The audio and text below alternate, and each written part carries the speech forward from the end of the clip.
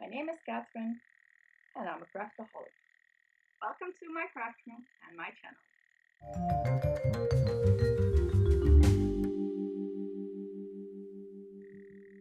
Hi everyone! Welcome back my friends and welcome to the new subscribers who I also consider to be friends of course. Welcome to my craft room. Now thanks to the hashtag christmasinjulyfairies, a lot of new people have found their way to my craft room, but I also found a lot of other channels and I really love it. Unfortunately, this also means that that's a lot of more videos to watch. I really don't know how I'm gonna handle it, but I'll do my best. This is such an exciting thing, such a fun thing. Also, I'm a complete newbie, and it's so much fun to get to know all the other content makers, all the other fairies, and be on a first name basis with them. Not gonna start name dropping, but I've really enjoyed it a lot already. Now, for those who might have missed my last week's vlog, what is Christmas in July fairies? Well, in short, it's competition. It's a kind of a raffle where people that have yarny channels, fairies, post a video where their subscribers can comment on, and on July 15th, we will all the fairies will pick one winner from these comments. Some of the fairies will actually will send a small present to that winner. Others might not do it. I'm also gonna send my winner a small token of my appreciation. But that's not why you want to do it. Why you want to do it is because all the winners get into one big pot, and on July 25th, talking is still a problem apparently, but on July 25th, Dana from Dana's Wonderless Crochet, who is our fairy mother, will pick one grand winner from all the individual winners, and that person will get something sent to them from all the fairies. And right now, I forgot, I just saw the numbers, but right now I think we're close to 80 fairies, 80 presents from all over the world. All over the world, there's people from Australia and Europe and America. It's crazy, but it's so much fun. Can you imagine getting 80 things sent to you through the mail, like Christmas cards and small presents? And now I want to win, but I can't. I'm a fairy, and I'm very glad to be one. But you can either be a fairy or a contestant, but you cannot be both.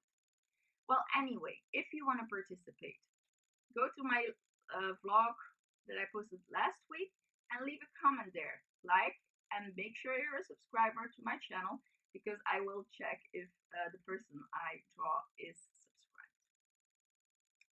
So sorry for the people who already knew this, that you have to listen to it again. But really make sure that you check out last week's video and all my other fellow fairies videos, because the more times you participate, the more chance you get to win. Okay, business as usual, I guess. Now there's not a lot for me to show. Not a lot of business as usual. I have some acquisitions, as you could see in my thumbnail. I managed to find one ball of the white cotton. Yay! And I managed to find plenty more of the Julia, so I can finish the Katniss call. But you know, I'm sure I'm not the only one who has that problem.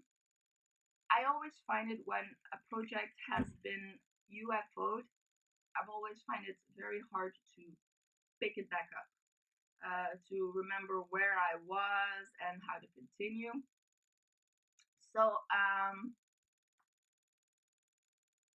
I hope I'm not gonna struggle with it too much. But as it's for Silke, it's an incentive to do it. But I was so happy to find the dark gray yarn because just like with Action Zeeman, only has limited amounts of their yarns for the colors. The Julia will come back every year in September, but they slightly change the colors. I had this very pretty baby blue. No, they don't have it anymore. It is what it is. And that's it for acquisitions. And then I don't have any finished objects that I finished this week. And I only have one actual whip I have been working on this week. And it's the hashtag shawlwefudgeit. J.Hook Crochet and Debbie, the Canadian Crocheter, have this challenge or this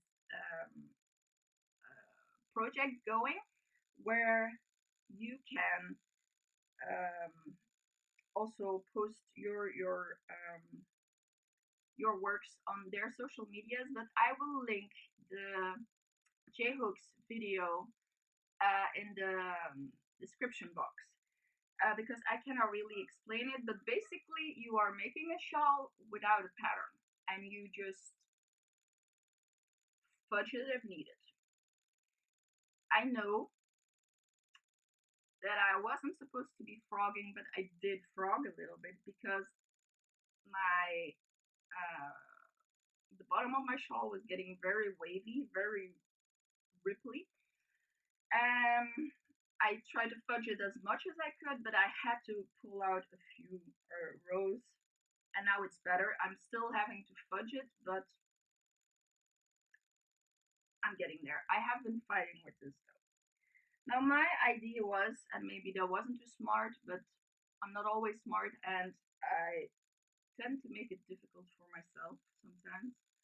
But instead of just starting, with the regular triangle or a circle, I started with a leaf shape and worked from there. But it's so hard to keep the leaf shape without it rippling. And that's a problem I've been having. But don't you love the colors? I mean, seriously, I am so in love with the colors. I ended up using the Ice Yarn Cakes blues because that was the most popular. Actually, it was unanimous. And it's a very fun yarn to work with. I love, love, love the colors. Actually, it's on my camera, it's showing up pretty true to color. So, I'm very pleased with the top because okay, now, of course, you're gonna wear the shawl in the back, not in the front, but I mean, you wouldn't see it. But I love how it just drapes over your shoulder like this. And I love how it's going a little more rounded, but the point, like I said, was getting very ripply, and so like you see, I had to get very, very creative. I have been using all kinds of stitches. I've been loving it. So yes, check out the mall, the make along from J.Hook Crochet and More and I'm sorry, Debbie, the Canadian Crocheter, and join in the fun. You don't have to make it as hard on yourself as I did. No, you can do it much more easily by not starting with a leaf shape. Okay. Ah, I love it. And just a little something about the yarn. Okay, this is what I have left for my second ball. I thought it was kind of like a chain spun, but it's actually, well, of course, I can't show it, but it's actually a, a 4-ply that is twisted. And it feels like chenille. It's very soft, but it's not as squishy as chenille. I'm really liking this yarn. Okay, no, I'm not sponsored by Ice Yarns, but I think about anyone who has ever tried Ice Yarns falls in love with them. And I am in so much trouble because I have been watching Natalie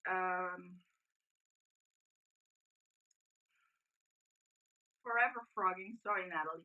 I've been watching Forever Frogging Natalie's unboxing, and okay, now I want all the yarns she got. You know what? I'll put a link in the description box so you can check out her unboxing. Ah, I just want it all. I want it all. But no, I'm on a yarn diet. This doesn't count. It's to finish my whippies. Well, and that's really all I've been doing all week. That and be on YouTube and Messenger and Facebook. No, that's not true. I have been sorting out seed beads. It took me like half a day, but I've been putting seed beads away, sorting them. And it's a lot of work. Well, it takes a lot of time, but I'm so glad that I have things nice and neatly stashed when I need them. My other whip is a painting. It's been a while. I am so sorry. It's been a while since I shared my paintings. And this one has been sitting for, I was gonna say a year, but I'm afraid it's already been 2 years. We did this summer workshop, which was a lot of fun. I've talked to you about the transparent colors and how they interact before. Well, this is a large project using the transparency of the paints and um, working in layers and layers and layers of transparent paints and creating the deep colors like that. And I never finished it completely. And like always, it's the finishing touches that just, I procrastinate and it doesn't get done. But with this one, it's not just because I didn't want to or I didn't feel like it. It's because I have been looking at it for so long, trying to figure out how I wanted to finish it. And yesterday, I finally, decided. Um, let me try. Let me start by showing it. Okay, so it's a very large painting, so it doesn't show up all the way on camera. But I'll insert a picture so you can see what it looks like, as a whole. On camera, you can't really see all the colors well because my light is reflecting too much. But basically, what I was struggling with is I did not like the white. It's too harsh. I don't like large white spaces. Well, not on paintings. And I have been just thinking this over what color to put it on. And yesterday I finally decided I am gonna go with a warm light yellow. If the light yellow is not what I want, I'm gonna go with a dark gray, a Payne's gray. And I'm gonna do the yellow first because, you know, it's easy to put gray on yellow, not to put yellow on gray. So by showing this to you guys, I'm kind of forcing myself to finish it so I can show you what it looks like finished. And I'm not gonna put a time frame on it because it's crazy busy right now. But I showed it to you and now I have to finish it. There you go. I have to. And why am I gonna use a warm? Why do I specify a warm yellow? Well, because with colors, warm colors come to you. Cool colors go give the impression to be away from you. By putting a warm color on this, this will feel like it is behind the yellow, and it will give this impression to be looking into the painting. As opposed to with the white, these dots look like they're on the white, as you can tell. Very technical, but very useful. Okay, so enough babbling. That was my other whip. Well, actually, technically it is a UFO, but now I'm gonna make it back into a whip. And well, basically that's it. Normally I would do the boxes of long lost treasures, but I have two more Christmas items that I would like to share with you. Also, thank you all for your feedback. I have a lot of people saying that they would love to see a tutorial on making the napkin rings. So I will make one, but I have to do my nails first because, yeah, I cannot be having close-ups on my fingers with ugly nails. So I have to do my nails first, which I'm hoping to do this afternoon. And then maybe I can film either tonight or tomorrow. And if editing goes well, because well, editing and uploading has been crazy slow. But if it goes well, I'm hoping to have my video up this weekend. And I have two other Christmassy items or finished objects that were hiding in my boxes. And this one is also a napkin ring, but you can also actually wrap it around a candle. And this is so easy. It takes some specific materials, but it's very easy. It's made on memory wire.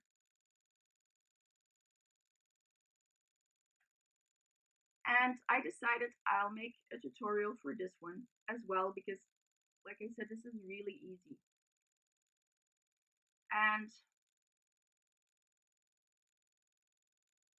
you don't have to,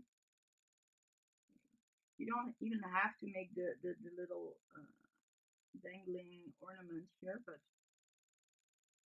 this is also something you can do with the kids. They will love it. They will absolutely love it. So I'll make a tutorial for this one as well.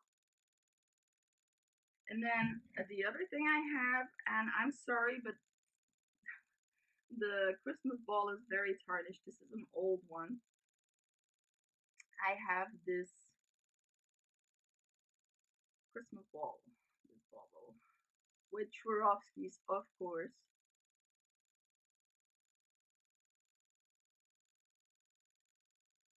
And well, of course, this is not easy to make. This is not a beginner level thing, but let me know if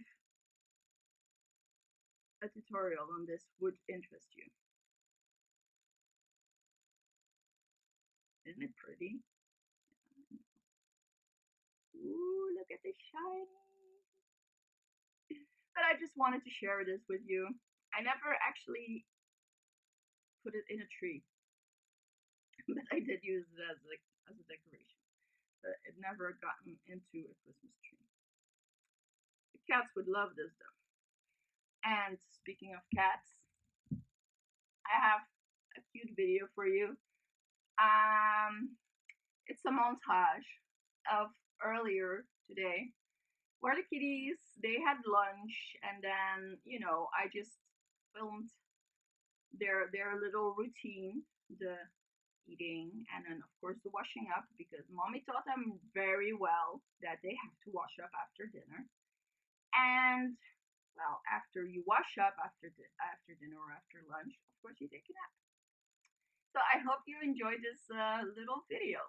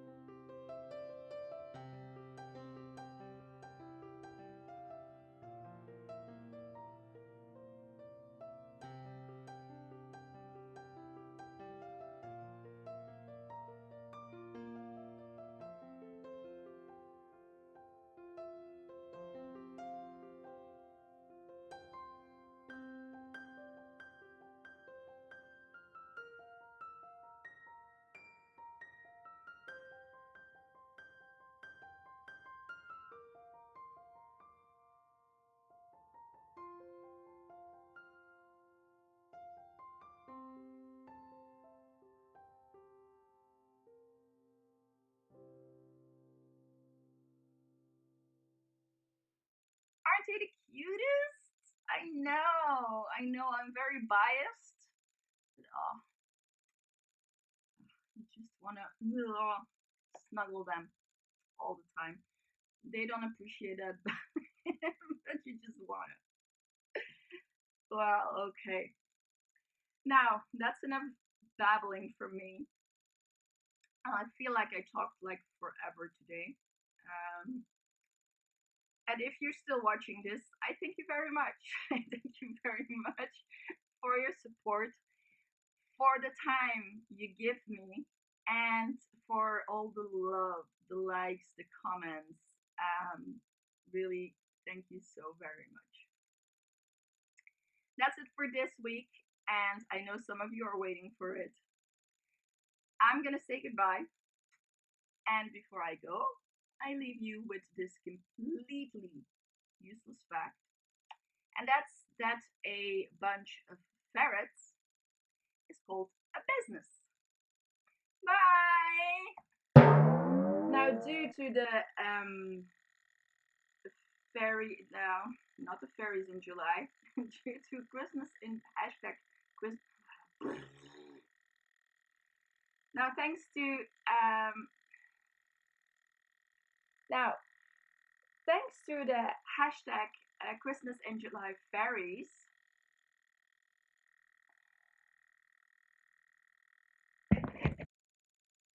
Aren't they the cutest? Yeah, I know. I know. I say it every time, but they are. They are.